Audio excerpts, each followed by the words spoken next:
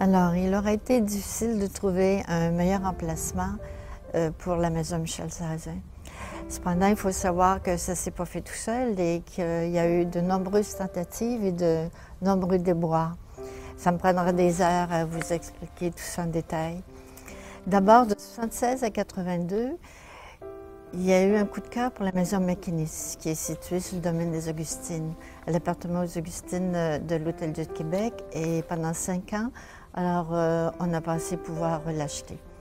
Et finalement, en 82, on s'est fait dire que c'était impossible. Alors, une chasse aux endroits a commencé.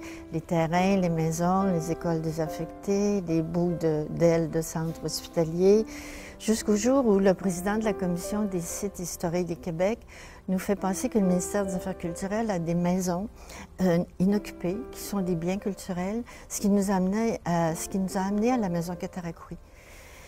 Et vu le coût de la rénovation, finalement, on s'est un peu penché à d'autres endroits et il y a un haut fonctionnaire qui a eu la bonne idée, l'idée géniale, de nous dire qu'il y aurait peut-être une parcelle du terrain qui n'est pas patrimoine historique et on pourrait peut-être leur céder ce terrain-là.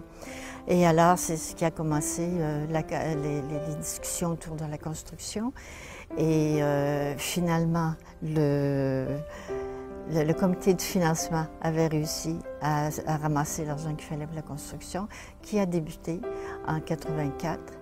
Et le 12, je me rappelle que le 12 janvier 85, il y a eu la fête des travailleurs, la remise des clés.